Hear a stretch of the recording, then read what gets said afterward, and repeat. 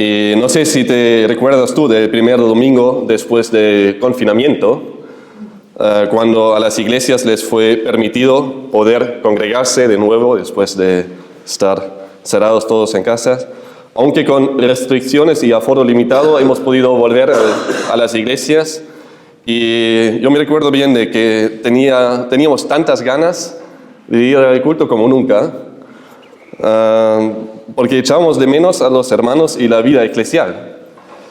En ese momento valoré lo que siempre he dado por hecho, ir un domingo al culto. Eso, si lo haces toda la vida, lo das por sentado, ¿no? Pero durante la pandemia hemos podido aprender que no se puede dar por sentado.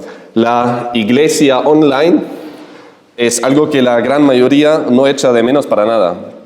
Lamentablemente, hay iglesias que aún así lo reconocen como un descubrimiento y una forma moderna de funcionar como iglesia. Os leo que encontré en la página web de una de esas iglesias que se define como iglesia sin iglesia. Cito: nada volverá a ser igual en lo que respecta a nuestra forma de relacionarnos. Las compras online, el teletrabajo y las videoconferencias ya forman parte de nuestro día a día. Por otro lado, la iglesia online ya no se percibe como algo excepcional y podemos afirmar que es también una manera de relacionarnos en la iglesia, aunque no podemos abrazarnos o saludarnos de forma física. ¿Será que la iglesia online vino para quedarse? Definitivamente sí.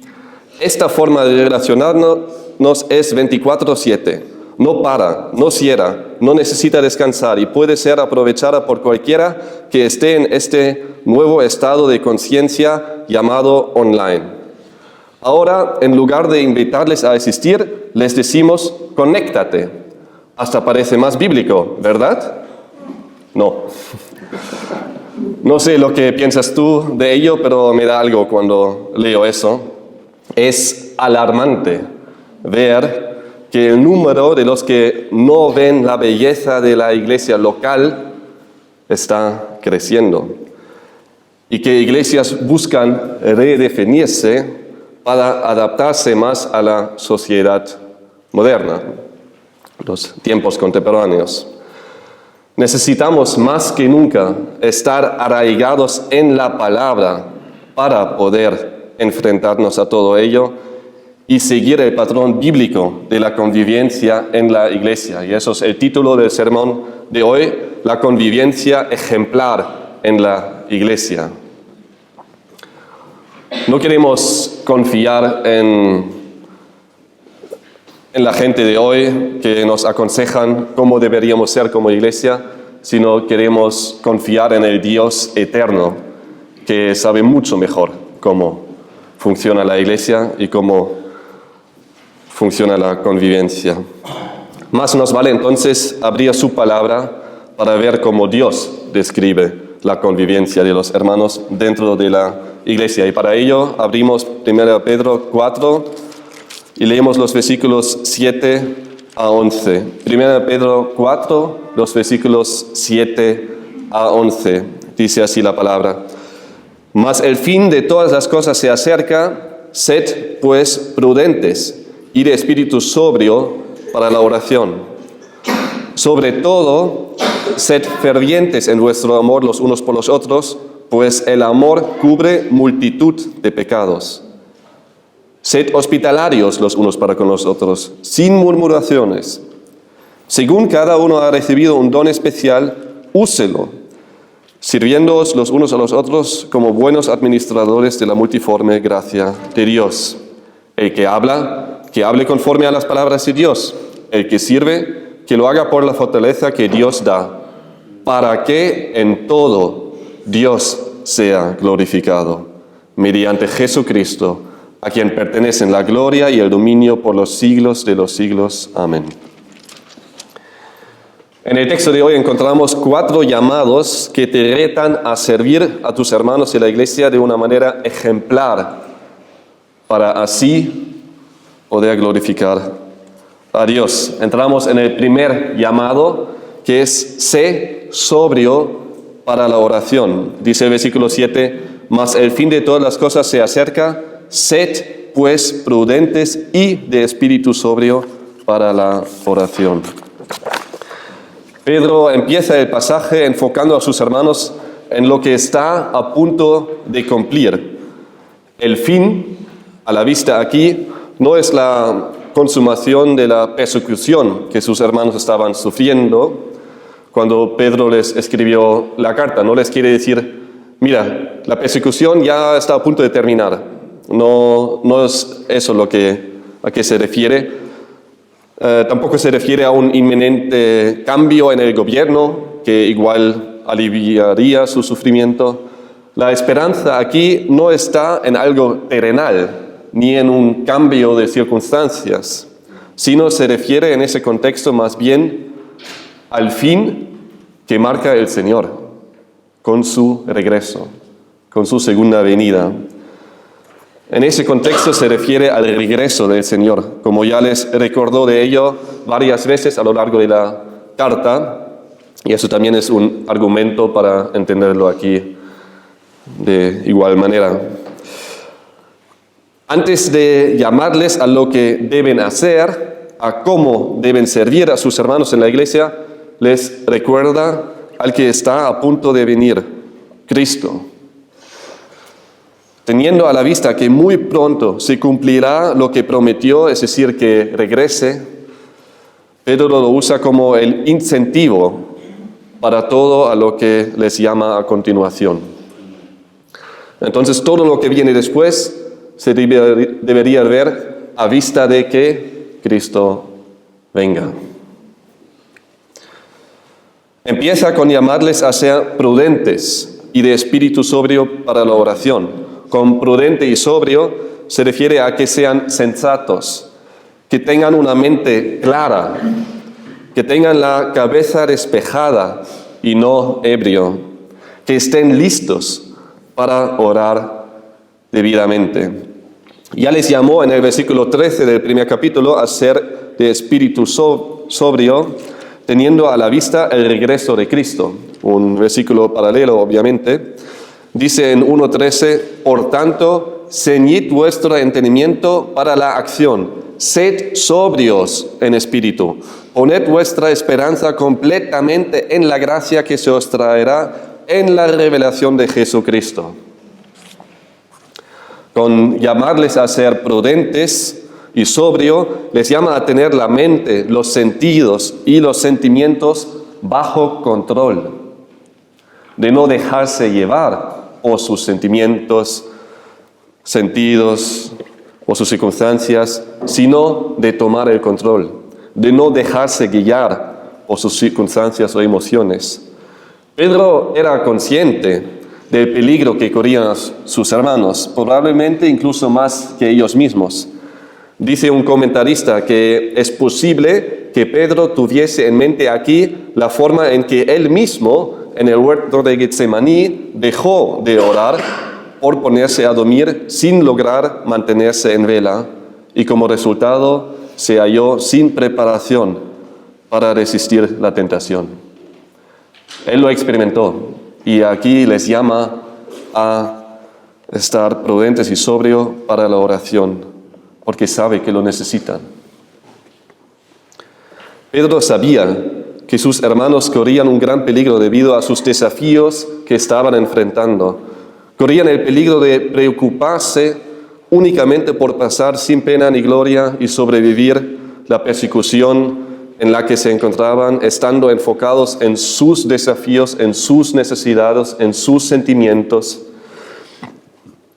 Y eso es lo más normal. Creo que todos nosotros lo hemos experimentado en un punto de nuestra vida, que cuando uno se encuentra en desafíos, le cuesta ver las necesidades de los demás, de enterarse de las vidas de los demás, ¿no? Estamos tan ocupados con nosotros mismos, con nuestros sentimientos, nuestras ideas, que ni siquiera a veces tenemos ganas de ni abrir la palabra ni orar. Solo queremos estar ocupados con nosotros mismos. Y eso es lo peor. Es lo peor cuando estamos en desafíos, de bañarnos en autocompasión y todos nuestros pensamientos cuando estamos retados. Y Pedro lo tenía presente, sabía que están en peligro. Sabía que están en peligro de solo preocuparse de sí mismo, y en ese sentido uno no es sobrio y prudente, no tiene sus sentimientos bajo control, sino más bien es ebrio por sus desafíos, necesidades y sentimientos, porque son ellos que tienen el control de cómo actúas, cómo vives el día a día. Pero ser histérico y presa de pánico en respuesta a las circunstancias desafiantes no ayuda para nada, por lo cual les llama a que sean prudentes y de espíritu sobrio para la oración. La oración, que tiene una alta prioridad en la persecución, debe ser una comunicación clara, razonable y seria con Dios, dice otro comentarista. Solo cuando estamos sobrios podemos tener pensamientos claros y somos capaces de orar debidamente. No sé si también os pasa a vosotros, pero a mí me pasa a menudo de que cuando más ocupado y preocupado estoy con las responsabilidades y las preocupaciones del día a día, es cuando más me pasa de no arrodillarme. Es decir, cuando más lo necesito es cuando menos lo hago. Y lo noto. Y una de las razones es que estamos bien tentados de dejarnos llevar por nuestro humor en lugar de estar sobrio y prudente y hacer lo necesario, hacer lo correcto, dedicarnos a nosotros mismos lo que toca, de arrodillarnos y pasar tiempo en oración. John MacArthur dice aquí: la mente cristiana debe estar claramente fija en prioridades espirituales y vida justa, objetivos de los que un mundo autoindulgente, engañoso y muy influenciado por Satanás trata constantemente de distraer la atención, desviar y destruir. Cuando las mentes de los creyentes están sometidas a Cristo y a su palabra, estos ven las cosas desde una perspectiva eterna. Y eso es lo que hace falta, ver las cosas desde una perspectiva eterna, estar dispuestos a orar. Sabemos perfectamente que necesitamos pasar tiempo en oración. Ningún creyente va a negar eso, la necesidad de pasar más tiempo en oración.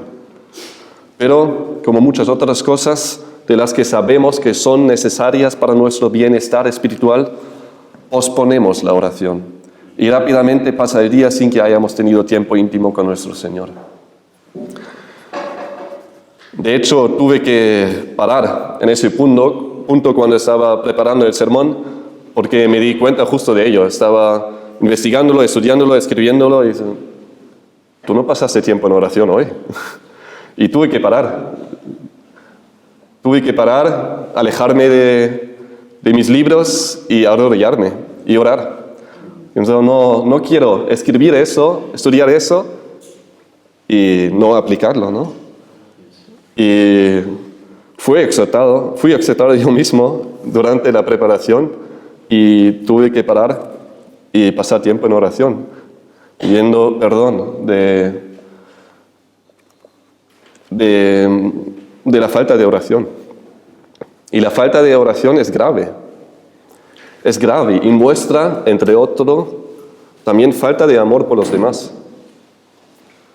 Necesitamos orar los unos por los otros. Aunque aquí en este versículo no lo menciona, en el pasaje, en nuestros versículos, sí menciona un total de 3 veces los unos por o para con los otros. Podemos deducir entonces que el llamamiento de Pedro implica el orar los unos por los otros. Porque el pasaje está en ese contexto eclesial, la convivencia eclesial.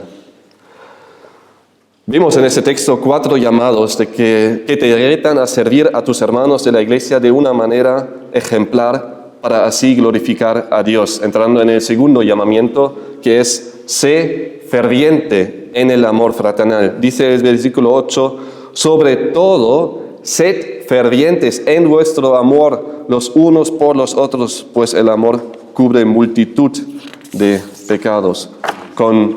Sobre todo, que no es difícil de entender, que Pedro aquí destaca la importancia del llamamiento a ser ferviente en su amor mutuo. Subraya la suprema importancia de esa virtud en la vida cristiana. Pedro usa el término ferviente para describir ese amor, y ferviente, que también se puede traducir como estirado o esforzado, se usaba para describir los músculos tensos de un atleta o de un caballo cuando está galopeando, o el atleta cuando se esforzaba por ganar una carrera. Esforzarse de poner todos los músculos espirituales en acción a la hora de amar. Eso es la idea, amar fervientemente, esforzarse. El amor no egoísta de cristiano y la preocupación por otros debe practicarse hasta el punto de dar sacrificialmente para el bien de ellos. Tal amor es sacrificial, no sentimental, y requiere un esfuerzo del músculo espiritual en cada creyente para amar a pesar de los insultos, los agravios y las incomprensiones de los demás, que a veces pasa. No estamos llamados aquí solo a amar a los que nos caen bien dentro de la iglesia, sino a todos los hermanos. Tener un amor ferviente hacia cada uno de los hermanos dentro de la iglesia, los unos por los otros. Dicho amor deberíamos tener los unos por los otros. Aunque somos llamados a amar a todos, el amor hacia los hermanos destaca. Tenemos que tener cierto amor hacia nuestros vecinos, compañeros de trabajo, a todo ser humano, solo por el hecho porque es creado a imagen de Dios. Pero el amor hacia los hermanos no debería ser comparable con el amor general que tenemos a los demás. Estoy convencido de que Pedro estaba pensando en lo que le dijo Jesús a él y a los demás discípulos en Juan 13, 34 y 35. Bueno, prácticamente lo está citando. Juan 13, los versículos 34 a 35. Ahí dice Jesús: vosotros me llamáis maestro y señor.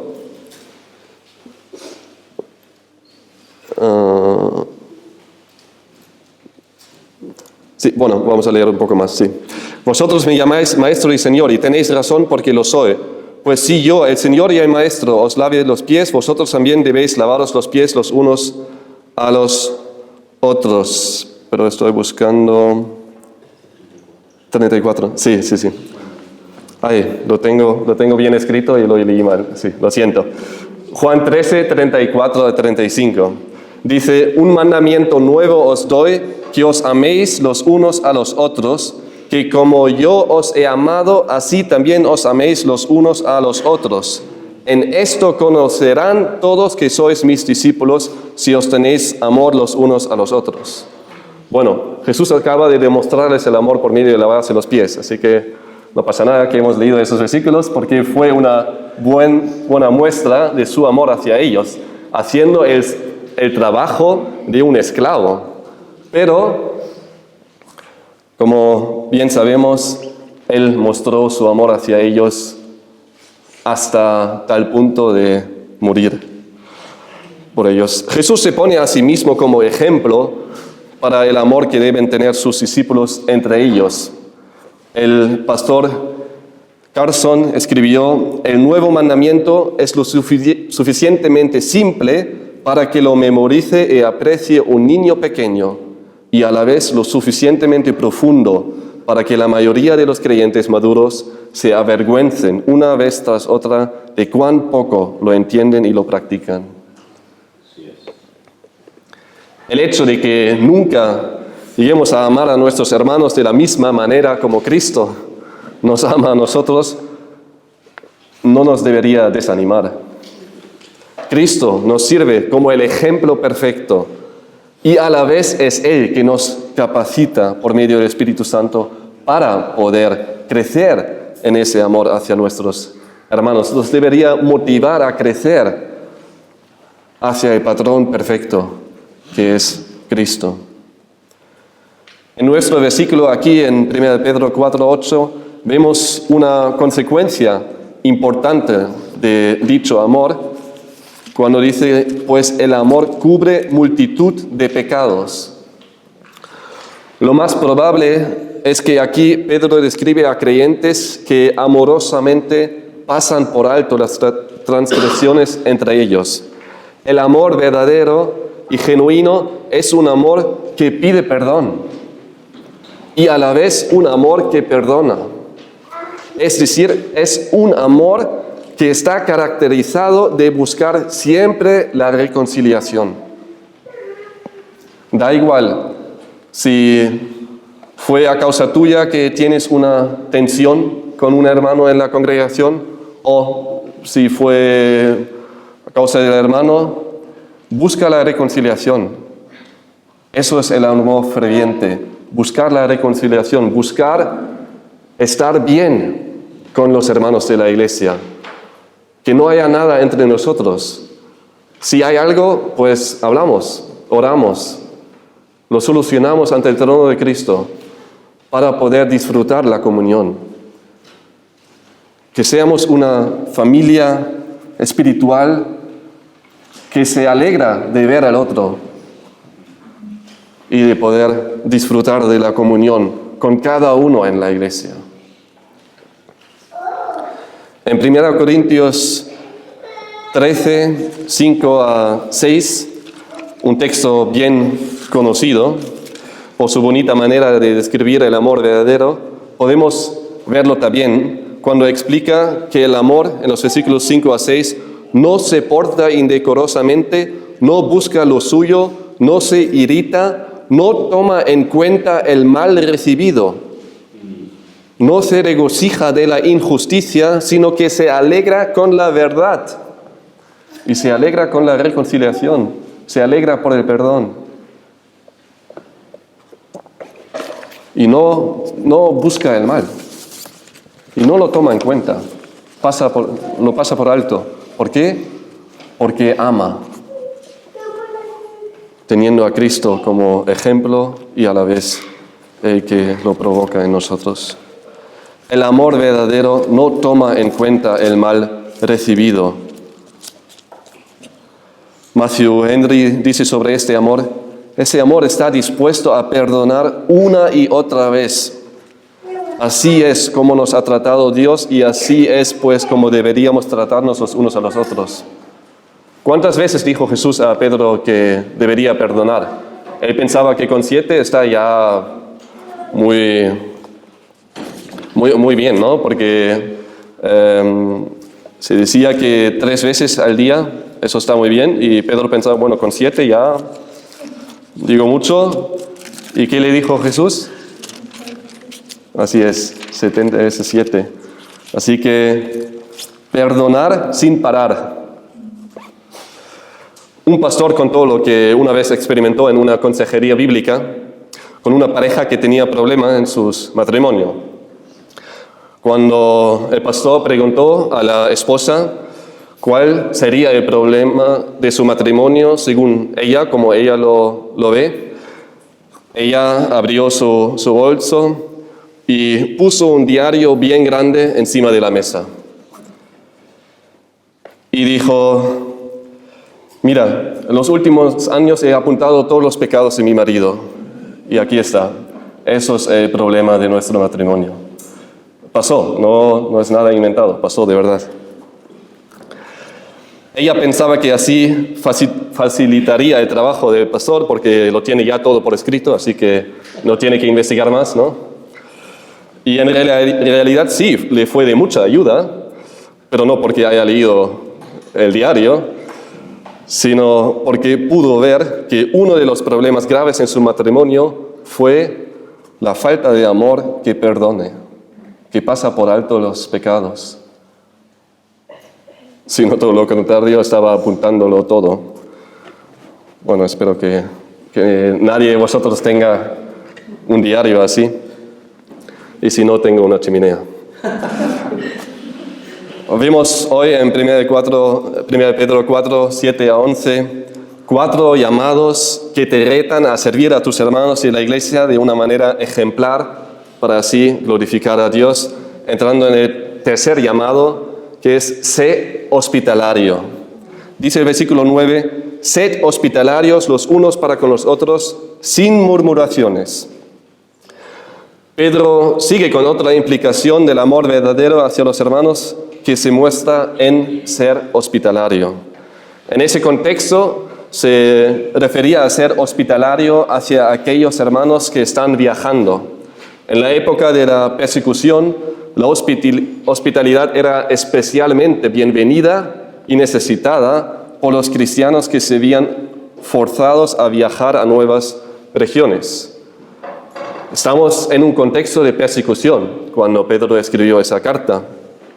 Y como estaban en persecución, muchos cristianos fueron obligados a dejar atrás todo lo que poseían y necesitaban ser bienvenidos, necesitaban la hospitalidad de los hermanos porque tuvieron que empezar de cero.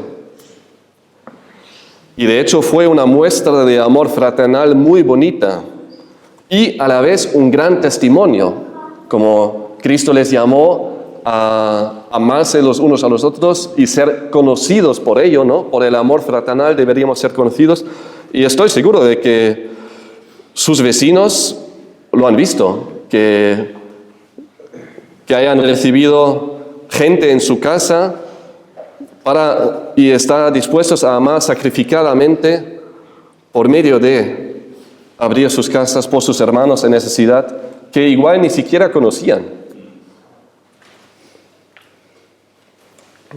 Clemente de Roma escribió a la iglesia en Corinto al final del primer siglo: ¿quién no admiró vuestra piedad en Cristo, tan sensata y templada? ¿Quién no pregonó la magnífica costumbre de vuestra hospitalidad? Imagínate que nosotros como iglesia tendríamos el mismo testimonio, que se nos conoce como una iglesia que tiene costumbre de hospitalidad, que se nos conoce por nuestro amor hacia los hermanos, mostrado por una hospitalidad que destaca. El concepto de hospitalidad en nuestro entorno se suele limitar a invitar a los hermanos a comer, y está muy bien, hemos podido disfrutar de muchas comidas con vosotros, es estupendo y bonito, pero no es la hospitalidad a la cual se refiere aquí. Como sabéis, he estado hace poco con unos hermanos por una semana en Los Ángeles para atender a una conferencia de pastores, y una de las cosas más bonitas que hemos podido disfrutar ahí fue justo eso, la hospitalidad de los hermanos. Sin conocernos, nos han visto la primera vez en su vida, abrieron sus casas, nos han hospedado. Tuve una habitación privada con snacks y incluso un cepillo de dientes y pasta de todo. Incluso para cepillarme, todo, para afeitarme. Estaba todo previsto. No tuve que traer nada.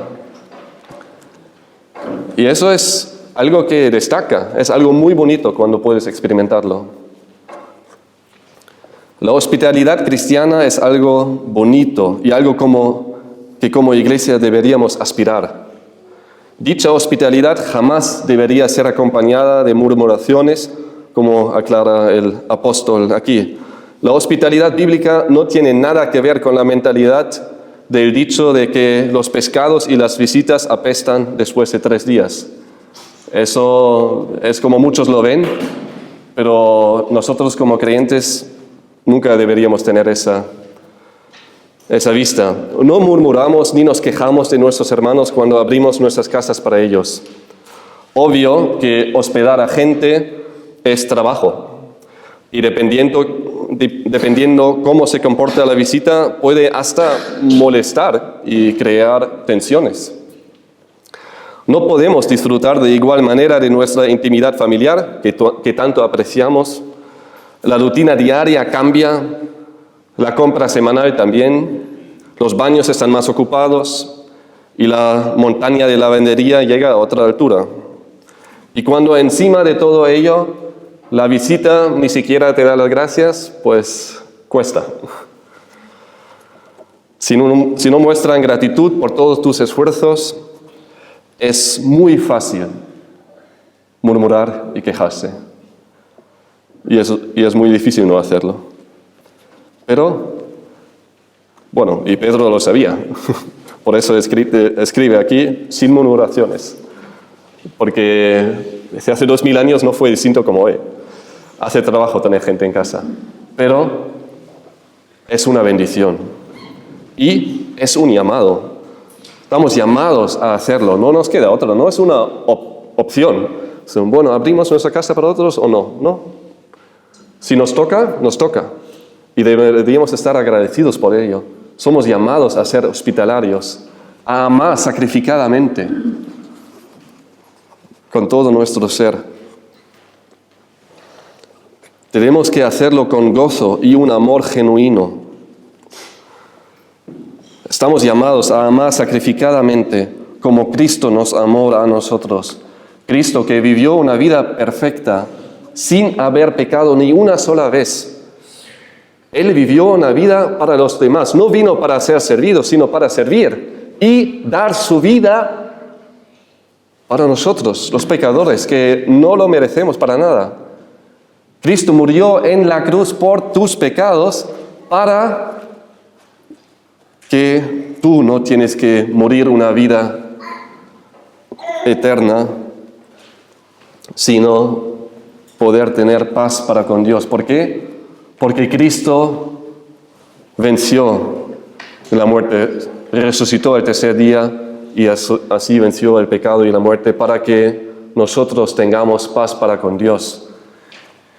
Y si estás aquí y todavía no tienes esa vida eterna, te quiero llamar a arrepentirte, llevar tus pecados a los pies de Cristo, pedirle perdón, poner toda confianza en Él para recibir la vida eterna.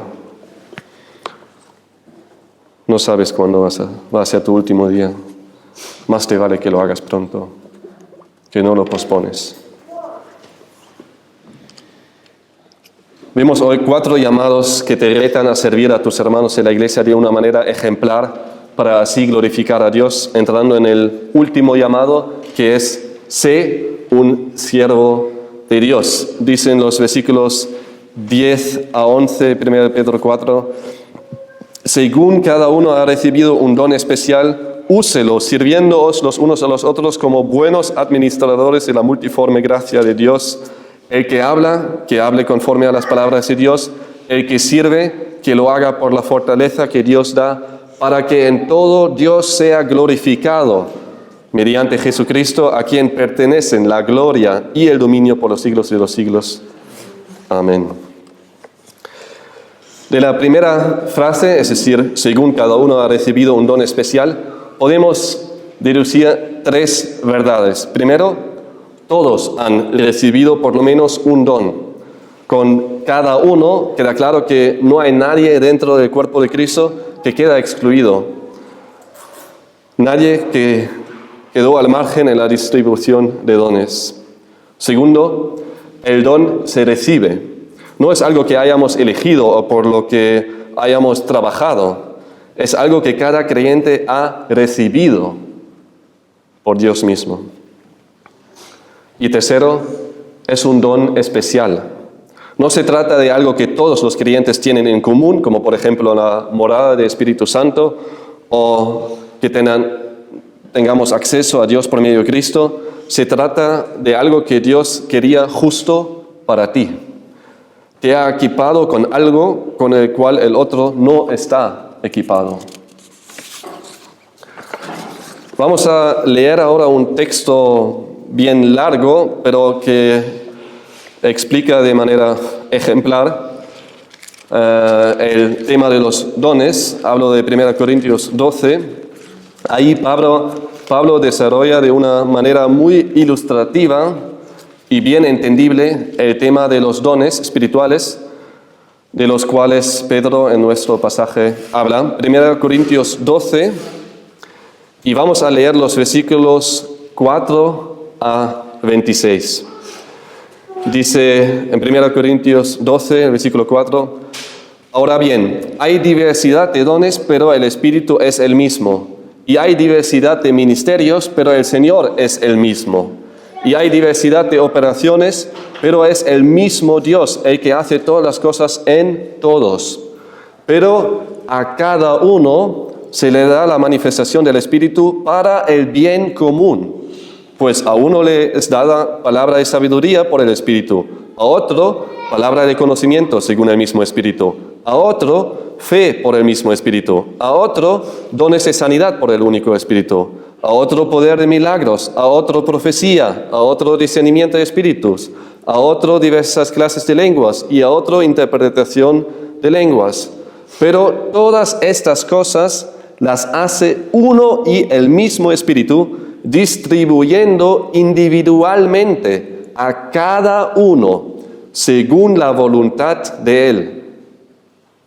Porque así como el cuerpo es uno y tiene muchos miembros, pero todos los miembros del cuerpo, aunque son muchos, constituyen un solo cuerpo, así también es Cristo.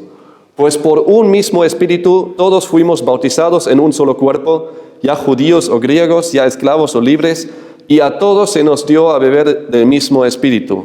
Porque el cuerpo no es un solo miembro, sino muchos. Si el pie dijera, porque no soy mano, no soy parte del cuerpo, no por eso deja de ser parte del cuerpo. Y si el oído dijera, porque no soy ojo, no soy parte del cuerpo, no por eso deja de ser parte del cuerpo. Si todo el cuerpo fuera ojo, ¿qué sería del oído? Si todo fuera oído, ¿qué sería del olfato? Ahora bien, Dios ha colocado a cada uno de los miembros en el cuerpo según le agradó. Y si todos fueran un solo miembro, ¿qué sería del cuerpo? Sin embargo, hay muchos miembros, pero un solo cuerpo. Y el ojo no puede decir a la mano, no te necesito, ni tampoco la cabeza a los pies, no os necesito. Por el contrario, la verdad es que los miembros del cuerpo que parecen los más débiles son los más necesarios. Y las partes del cuerpo que estimamos menos honrosas, a estas las vestimos con más honra, de manera que las partes que consideramos más íntimas reciben un trato más honroso. Ya que nuestras partes presentables no lo necesitan. Mas así formó Dios el cuerpo, dando mayor honra a la parte que carecía de ella, a fin de que en el cuerpo no haya división, sino que los miembros tengan el mismo cuidado unos por otros. Y si un miembro sufre, todos los miembros sufren con él. Y si un miembro es honrado, todos los miembros se regocijan con él. Me encanta ese texto. Me encanta esa descripción porque es tan sencilla y tan clara. Entendemos perfectamente que es necesario que el cuerpo consiste de todos sus miembros, ¿no? Y que cada miembro cumple su rol. Cuando nos falla el brazo, estamos muy limitados. Y lo mismo pasa en la iglesia. De hecho, siempre digo a Abraham cuando no pueden venir al culto, es como si nos falta un miembro del cuerpo. Nos necesitamos los unos a los otros. Y no solo el domingo por la mañana o por la tarde y los martes, sino también entre semana. Volvemos a nuestro texto, donde Pedro sigue en el versículo 10, explicando la razón por la cual cada uno ha recibido un don especial por parte de Dios. Y no es para beneficiarse a sí mismo, sino más bien para servir a los demás. No suelo predicar mucho en casa para que luego escucharlo, sino estamos aquí predicando, estoy predicando para vosotros y todo lo demás también. Lo que hacemos, lo hacemos para los demás, para los hermanos. Siempre queremos pensar cómo puedo servir a los demás, no a mí mismo. Dice el versículo, según cada uno ha recibido un don especial, úselo, sirviéndoos los unos a los otros como buenos administradores de la multiforme gracia de Dios. En el texto paralelo que acabamos de leer, se nos ha explicado muy bien cómo cada miembro del cuerpo necesita de los demás miembros para ilustrar cómo deberíamos funcionar nosotros como iglesia, el cuerpo de Cristo. Pedro usa aquí un imperativo, dejando claro que no es una opción que nos sirvamos el uno al otro. Es un llamado, es un mandato para cada uno dentro del cuerpo de Cristo. Da igual con qué el Señor qué don te ha dado. El don lo hemos recibido por parte de Dios con un propósito. Y si no usamos nuestro don que hemos recibido para servir a los demás, no somos más que una herramienta que no sale de la caja de herramientas para ser usado en las manos del Señor para cumplir con su propósito. No somos buenos administradores de la multiforme gracia de Dios si no nos dejamos usar por el Señor para servir a los demás. Cuando entras en un taller y miras a las herramientas del ebanista o carpintero, te das cuenta cuáles son las herramientas que más usa. Es obvio. ¿Por qué? Porque son usadas y se nota. Yo no quiero ser un martillo que después de 10 años parece como nuevo, porque no se ha dejado usar por el maestro, sino uno que tenga todas las señales de uso, como arañazos, abrasiones y todo lo que conlleva.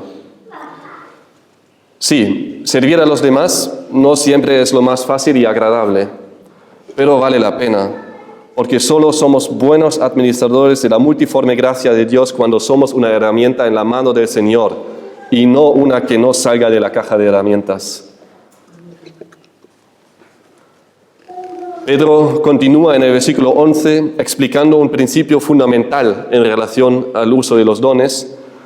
Aquí no encontramos un listado, sino una categorización general. Pedro abarca todos los dones en 2 categorías, explicando de qué manera y con qué fin se deben usar los dones. Dice, el que habla, que hable conforme a las palabras de Dios. El que sirve, que lo haga por la fortaleza que Dios da, para que en todo Dios sea glorificado mediante Jesucristo, a quien pertenecen la gloria y el dominio por los siglos de los siglos.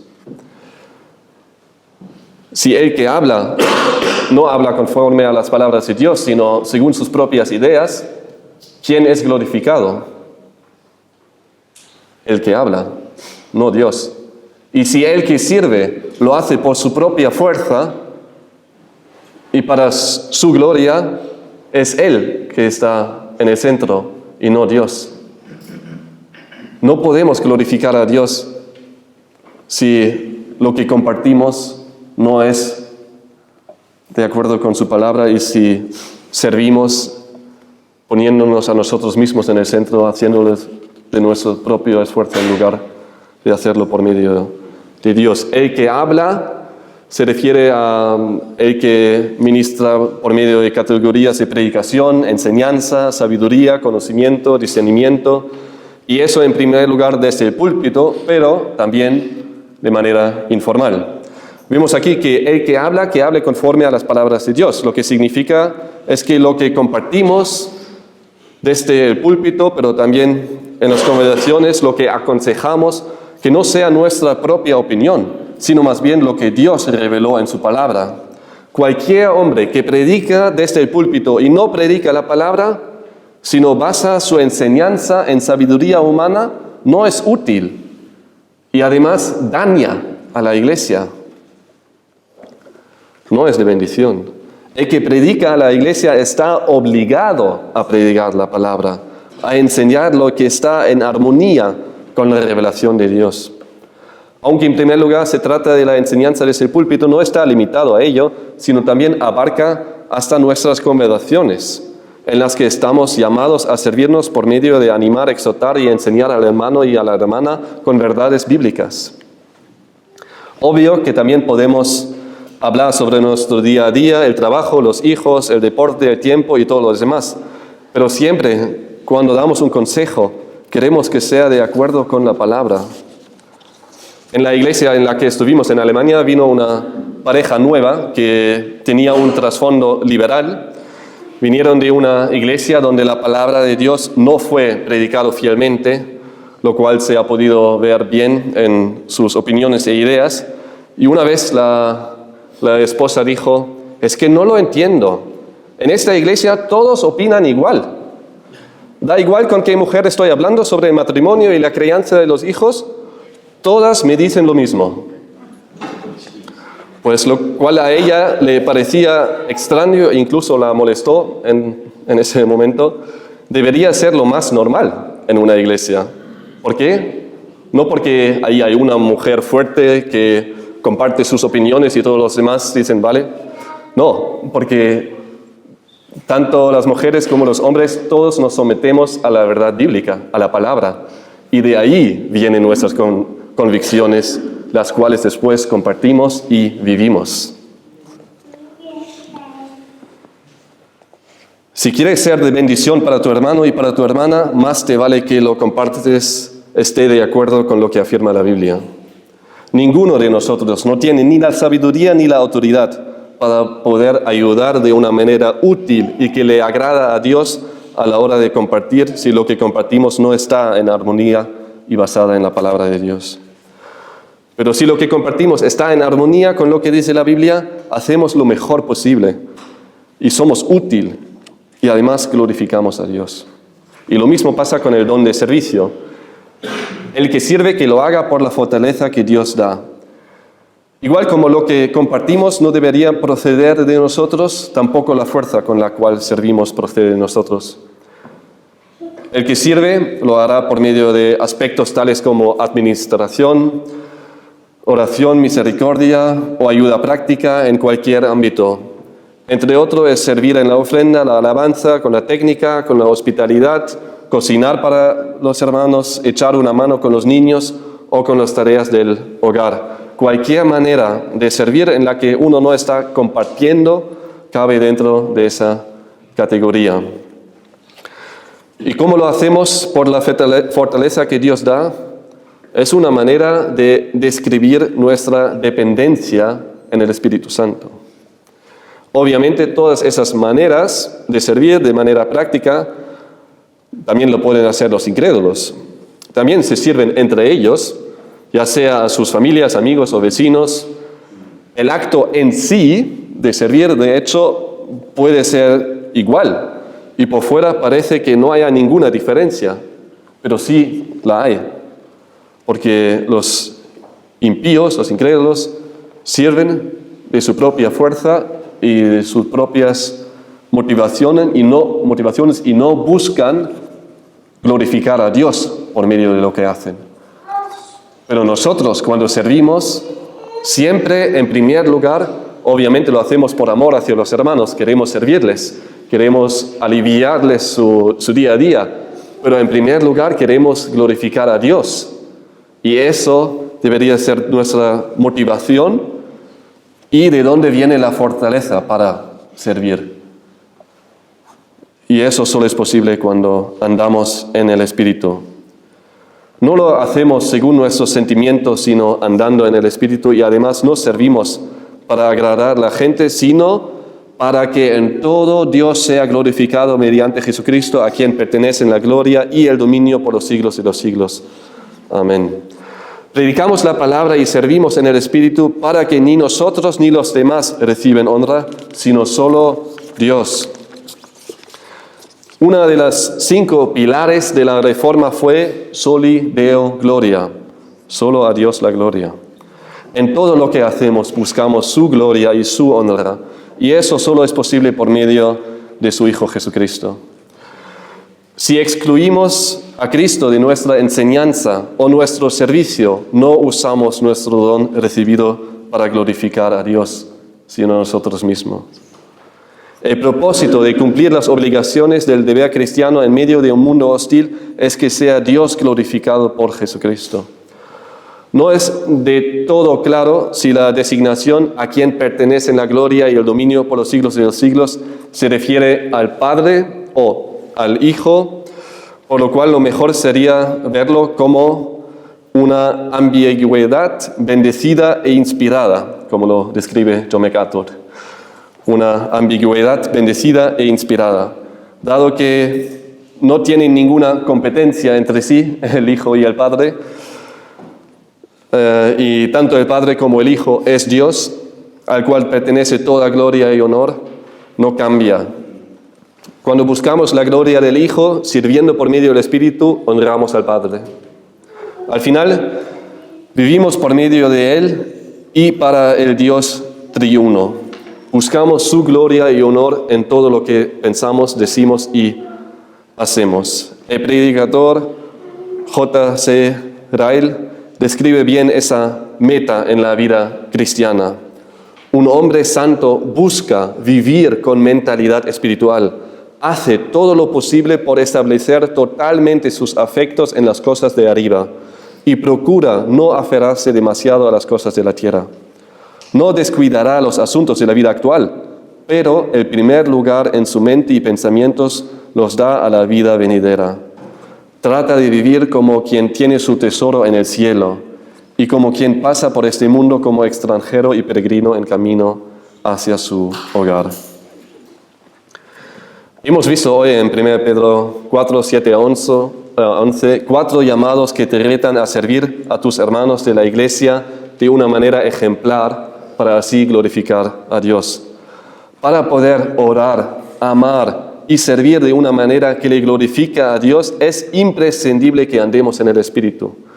Necesitamos pasar tiempo a solas con nuestro Señor, en oración, lectura y estudio de su palabra, meditar sobre verdades bíblicas y escuchar canciones en nuestro día a día que subrayan verdades bíblicas y nos enfocan en Cristo, y buscar las conversaciones sobre la palabra con nuestro cónyuge y nuestros hermanos también dentro de la semana. Como iglesia queremos ser conocidos por ser una iglesia que ora, una iglesia que ama y una iglesia que sirve de una manera que le honra a Dios. Oremos. Gracias, Señor, gracias por tu palabra. Gracias como nos exhortas, nos animas, nos sostienes por medio de tu palabra. Gracias, Señor. Y gracias por esos llamados a orar, a amar y servir de cualquier manera a nuestros hermanos dentro de la iglesia para glorificarte a ti. Y te pido que nos ayudes en ello, que nos ayudes a cada uno a andar en el Espíritu para poder buscar tu gloria en todo lo que hacemos. Ayúdanos, Señor, a no perder la vista celestial, estar enfocado en ti, andando conscientemente de que pronto vas a regresar y que eso nos motive a crecer en servir a los demás y no vivir para nosotros mismos. Ayúdanos como pareja de pensar en ello, de cómo matrimonio podemos ser de bendición para los demás en la iglesia. Ayúdanos, Señor, crecer en ello, fomentar el amor mutuo, el amor fraternal. Queremos crecer en ello para que tú seas glorificado y para que seamos un buen testimonio y subrayar el mensaje que proclamamos. Y todo eso pedimos en el nombre de tu Hijo Jesús. Amén.